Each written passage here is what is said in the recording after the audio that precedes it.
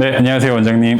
네, 안녕하세요. 여러분의 건강지킴이 노동원 원장입니다. 네, 원장님, 이제 연말이 곧 이제 정말 다가오고 있는데 술, 회식 이런 것들 정말 많아질 것 같습니다. 근데 당뇨병 환자분들이나 또 뇌질환 전조환 현상이 있는 분들은 이런 자리를 좀 피할 수가 없을 것 같아요. 술이나 어떤 담배가 이런 질병에 어떤 악영향이 있는지 오늘 좀 그 이야기 해주시면 좋을 것 같습니다. 술, 담배가 건강에 좋지 않다는 것들은 다 알고 있고요. 저는 담배를 피지 않기 때문에 잘 모르겠지만 어느 순간부터 담배 가격이 오르면서 담배 표지에 이제 암 환자들의 그런 끔찍한 사진들이 그려져 있더라고요. 그래도 그 담배가 막 꾸준히 팔리는 걸로 봐서는 담배의 중독성이 참 심각하다는 생각이 들고요. 술은 예전에 비해서 코로나 이후에 단체 회식이나 이런 문화가 좀 줄어든 것 같긴 하지만 또 이제 연말이 되면은 뭐 이제 송년회라고 해서 또 모임이 많아질 것 같습니다. 근데 실질적으로 이제 술, 담배가 뇌혈관에 미치는 영향은 많이 좀 나와 있다고 볼 수가 있습니다. 술을 마시면 기분이 좋아지고 이제 긴장이 풀립니다. 그러면은 알코올이 몸에 들어오면은 뇌혈관이 일시적으로 좀 확장이 되거든요. 그러면 이제 혈액순환이 좀 빨라지고 얼굴이 좀 붉어지는 분들도 있잖아요. 만약에 술을 좀 그 이상으로 많이 먹게 되면은 술은 우리 몸에서 대사를 통해서 이제 배설이 되는데 그 분해 산물인 아세트알데히드라는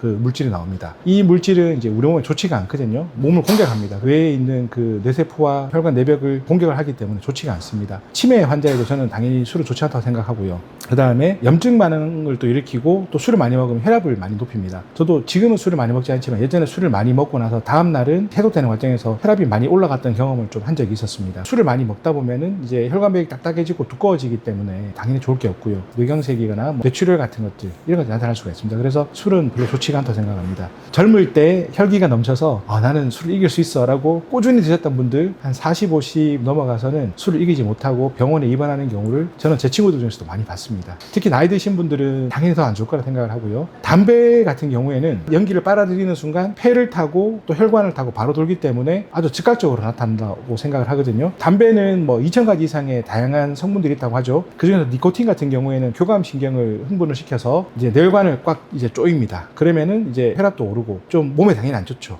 그 다음에 그 담배에는 일산화탄소도 있거든요. 이것이 산소 운반을 방해합니다. 그러면은 산소 부족 상태에 빠지게 되고 더 많은 혈액을 또 필요로 하게 되잖아요. 그러면 또 혈관이 확장이 되고 수축이 되고 이 과정을 반복하면서 혈관 내벽에 상처가 생기고 또 혈관이 탄력을 잃게 됩니다. 그러면 이후에 나타나는 게 뭐냐 하면 혈전이 잘 생깁니다. 이 혈전이 심장에 있는 관성동맥을 막거나 뇌혈관을 막았을 때 우리가 심근경색, 뭐 뇌경색이라고 하는 거잖아요. 그래서 흡연자는 비흡연자에 비해서 뇌졸중 위험이 2~3배 정도 높다라고 남아 있습니다. 술, 담배는 사람이 이길 수가 없다고 저는 생각을 하고요. 그래서 가급적 줄이는 게 좋은데 사실 줄이는 것이 쉽진 않은 것 같습니다. 제가 방문진료를 가보면 혼자 계신 남자분들 중에서 살아가는 낙이 없다라고 하시면서 기초생활 수급비를 받는 걸로 이제 담배를 많이 사서 담배를 많이 피우시는 분들이 있는데 담배를 많이 피시는 분들은 구강 관리가 안 되기 때문에 치아가 많이 이제 상하게 되고요. 치아가 상하면은 또 이제 식사를 잘 못 하시게 되고 또 식사를 못 하면은 이제 우리 몸에 필요한 에너지나 양분을 공급을 받지 못하니까 또 건강이 나빠지는 이런 악순환이 자꾸 빠지는 것 같아서 저는 이제 술, 담배를 줄이는 것이 좋다고 생각을 합니다.